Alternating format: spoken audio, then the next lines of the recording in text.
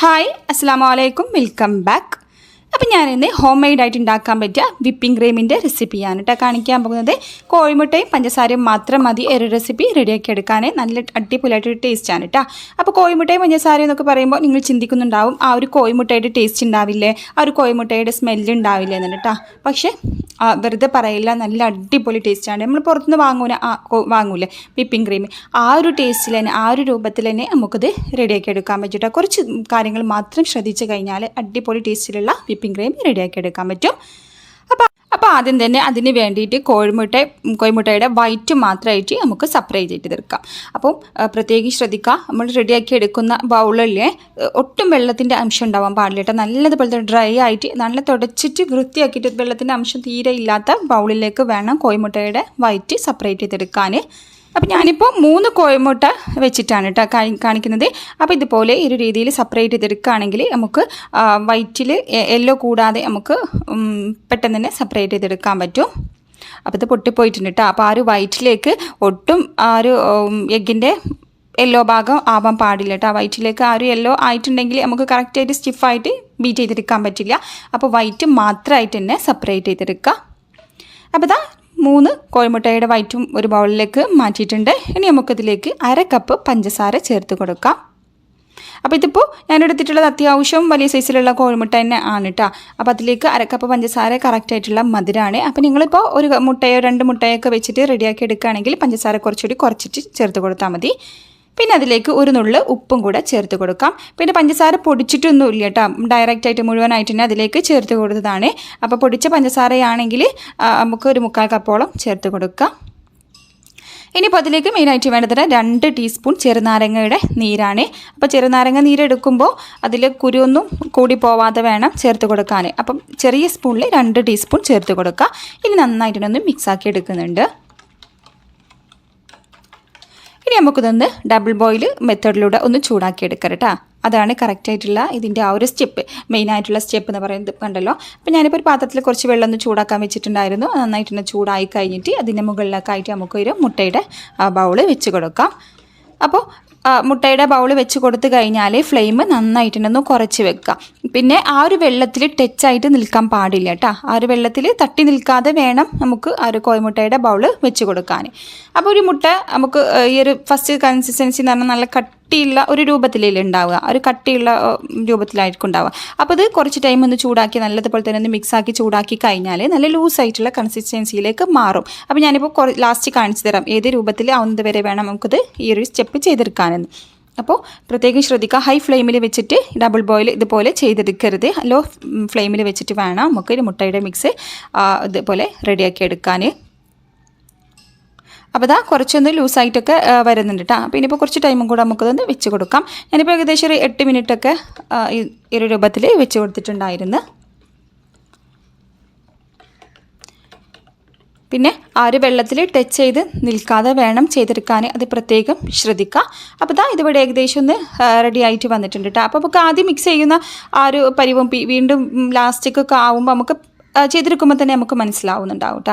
അപ്പോൾ ആ ഒരു ഡിഫറൻസ് അപ്പോൾ കണ്ടല്ലോ, ഇതുപോലെ കയ്യിലൊന്നും ആക്കി കൊടുക്കുന്ന നേരം ഇതുപോലെ ആ ഒരു 1 സ്റ്റിക്ക് കൺസിസ്റ്റൻസിയിൽ ആയിട്ട് കിട്ടണം. അപ്പോൾ ഇതിവിടെ റെഡി ആയിട്ടുണ്ട്. ഇനി നമുക്കിത് മാറ്റി വെക്കാം. അപ്പം കൈ വെച്ചിട്ടൊന്ന് തൊട്ട് നോക്കുന്ന സമയത്ത് അത്യാവശ്യം ഒരു ചൂടൊക്കെ ഉണ്ടാവും ആ ഒരു മുട്ടയുടെ മിക്സ് കേട്ടോ. അതാണ് കറക്റ്റായിട്ടുള്ള ടൈം. ഇനി നമുക്കിത് ജസ്റ്റ് ചെറുതായിട്ടൊന്ന് ചൂടാറി കഴിഞ്ഞിട്ട് ഇത് നന്നായിട്ട് ഒന്ന് ബീറ്റ് ചെയ്തെടുക്കാം.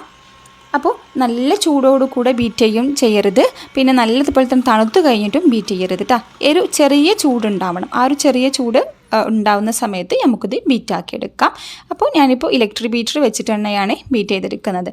ഇനിയിപ്പോൾ ഇതിലേക്ക് കുറച്ചൊന്ന് ബീറ്റാക്കി കഴിഞ്ഞിട്ട് 1/2 ടീസ്പൂൺ വാനില എസൻസും കൂടെ ചേർത്ത് കൊടുക്കാം. അപ്പോൾ ആ ഒരു പുറത്തുനിന്ന് വാങ്ങുന്ന ആ ഒരു വാനില ഫ്ലേവറിലുള്ള വിപ്പിംഗ് ക്രീം ഉണ്ടല്ലോ, ആ ഒരു പക്ക ടേസ്റ്റിൽ തന്നെ നമുക്കത് റെഡിയാക്കി എടുക്കാൻ പറ്റും.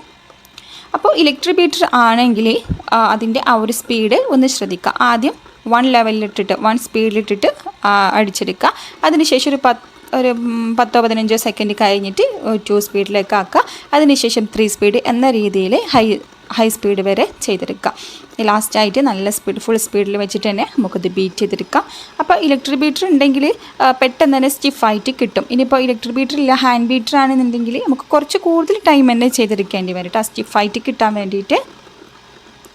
അപ്പോൾ കണ്ടല്ലോ, ഇതിപ്പോൾ അത്യാവശ്യം ഒന്ന് തിക്കായിട്ട് തന്നെ വരുന്നുണ്ട് കേട്ടോ. അപ്പോൾ നമുക്ക് സിമ്പിളായിട്ട് തന്നെ ചെയ്തെടുക്കാൻ പറ്റിയ രീതിയാണിത്. അപ്പോൾ ഞാനിപ്പോൾ അതിൻ്റെ കുറച്ച് ദിവസങ്ങൾക്ക് മുമ്പ് ഒരു കേക്കിൻ്റെ വീഡിയോ അപ്ലോഡ് ആക്കിയിട്ടുണ്ടല്ലോ. അപ്പോൾ അതിലൊരു കമൻറ്റ് ഉണ്ടായിരുന്നു, ഹോം മെയ്ഡായിട്ട് ഉണ്ടാക്കുന്ന വിപ്പിംഗ് ക്രീമിൻ്റെ റെസിപ്പി ഒന്ന് കാണിക്കുമെന്ന് വിചാരിച്ചിട്ട്.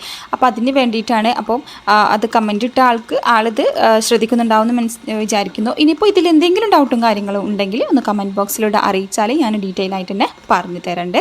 അപ്പോൾ നമുക്ക് നമ്മുടെ സബ്സ്ക്രൈബേഴ്സ് അല്ലേ ഏറ്റവും വലുത്. അപ്പോൾ അവർ ചോദിച്ചു കഴിഞ്ഞാൽ ഇതേപോലെ ഡീറ്റെയിൽ ആയിട്ട് തന്നെ ചോദിച്ചതുകൊണ്ടാണ് കേട്ടോ ഇതുപോലെ ഡീറ്റെയിൽ ആയിട്ട് തന്നെ കാണിക്കാൻ കാരണം. അപ്പോൾ അതായത് അത്യാവശ്യം ഒന്ന് സ്റ്റിഫായിട്ട് തന്നെ വരുന്നുണ്ട്. കാണുമ്പോൾ തന്നെ നിങ്ങൾക്ക് മനസ്സിലാവുന്നുണ്ടാവും. അപ്പോൾ നമുക്ക് കേക്കും കാര്യങ്ങളൊക്കെ ഉണ്ടാക്കുന്ന സമയത്തായാലും വിപ്പിംഗ് ക്രീം കയ്യിലില്ലെങ്കിലും അതുപോലെ തന്നെ പുറത്തുനിന്നൊന്നും വാങ്ങാൻ പറ്റാത്ത അവസ്ഥയിലൊക്കെ ആണെങ്കിൽ നമുക്ക് പെട്ടെന്ന് തന്നെ ചെയ്തെടുക്കാൻ പറ്റിയ രീതിയാണിത്.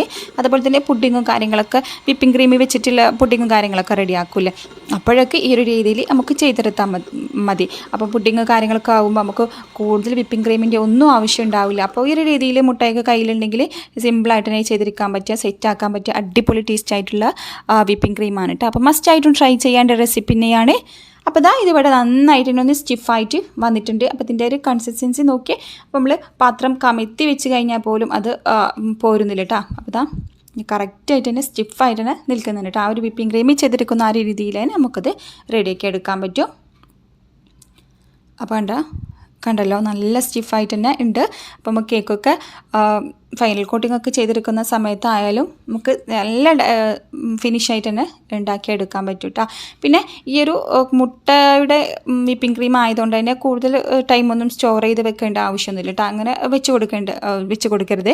അപ്പോൾ നമുക്ക് എപ്പോഴാണോ ഇത് ആവശ്യം വരുന്നത് ആ ഒരു ടൈമിൽ എടുത്തിട്ട് ഉണ്ടാക്കുക, ഡയറക്റ്റായിട്ട് തന്നെ യൂസ് ചെയ്യുക, അത്രയും മാത്രം ചെയ്താൽ മതി. അപ്പോൾ കൂടുതൽ ദിവസമൊന്നും സ്റ്റോർ ചെയ്തൊന്നും വെക്കാൻ നിൽക്കണ്ട. അപ്പോൾ അത്ര ടേസ്റ്റും കാര്യങ്ങളൊന്നും ഉണ്ടാവില്ല. അപ്പോൾ മുട്ടയൊക്കെ ആയതുകൊണ്ട് തന്നെ അത്ര നല്ലതൊന്നും ആവില്ല. ഇനി ഞാനിപ്പോൾ ഇതാ ഒരു പൈപ്പിംഗ് ബാഗിലേക്ക് സ്റ്റാർ നോസിലിട്ട് കൊടുത്തിട്ട് ഒന്ന് ഡിസൈൻ ചെയ്തെടുക്കുന്നുണ്ട്. ആ ഒരു വിപ്പിംഗ് ക്രീം വെച്ചിട്ട് എത്രത്തോളം പെർഫെക്റ്റ് ആയിട്ട് പറ്റുന്നുള്ളത് നിങ്ങൾ കൂടെ ഒന്ന് കാണിച്ചു തരണ്ട്. അതുകൊണ്ടാണ് കണ്ടല്ലോ നമുക്ക് എല്ലാ രീതിയിലുള്ള ഫ്ലവേഴ്സും കാര്യങ്ങളും ഡിസൈനും ബോർഡറും എല്ലാം വരച്ചെടുക്കാൻ പറ്റുന്നുണ്ട് കേട്ടോ. കറക്റ്റായിട്ട് തന്നെ ചെയ്തെടുക്കാൻ പറ്റുന്നുണ്ട്. കാണുമ്പോൾ തന്നെ മനസ്സിലാവുന്നുണ്ടാവും. എന്നാൽ ടേസ്റ്റിൻ്റെ കാര്യത്തിലായാലും ഒരു കോംപ്രമൈസും ഇല്ല കേട്ടോ. നല്ല ടേസ്റ്റാണ്, നല്ല പക്കായിട്ടുള്ള ആ ഒരു നമ്മൾ പുറത്തുനിന്ന് വാങ്ങുന്ന ആ ഒരു ടേസ്റ്റിൽ തന്നെ നമുക്കത് ഞാൻ പറഞ്ഞിട്ടുള്ള ആ ഒരു സെയിം മെത്തേഡിൽ തന്നെ എല്ലാ കാര്യങ്ങളും ചെയ്തെടുത്താൽ നല്ല ടേസ്റ്റി ആയിട്ടുള്ള വിപ്പിംഗ് ക്രീം തന്നെ നമുക്ക് റെഡിയാക്കി എടുക്കാൻ പറ്റും. അപ്പം മസ്റ്റായിട്ടും ട്രൈ ചെയ്യേണ്ട റെസിപ്പി തന്നെയാണ്. അപ്പോൾ ഈ ഒരു റെസിപ്പി എല്ലാവരും ഒന്ന് ട്രൈ ചെയ്ത് നോക്കുക, എന്നിട്ട് അതിൻ്റെ ഫീഡ്ബാക്കൊക്കെ അറിയിക്കുക. വീഡിയോ ഇഷ്ടപ്പെട്ടാൽ ലൈക്ക് ചെയ്യാനും കമൻറ്റ് ചെയ്യാനും മറക്കരുത്. സബ്സ്ക്രൈബ് ചെയ്യാതെ ആരെങ്കിലും കാണുന്നവരുണ്ടെങ്കിൽ പ്ലീസ് ഒന്ന് സബ്സ്ക്രൈബ് ചെയ്ത് സപ്പോർട്ടും കൂടെ ചെയ്യാം. അപ്പോൾ ഇത്രയേ ഉള്ളൂ ഇന്നത്തെ വീഡിയോ. പുതിയ വീഡിയോയുമായി വീണ്ടും വരാം. അതുവരെ എല്ലാവർക്കും താങ്ക് യു.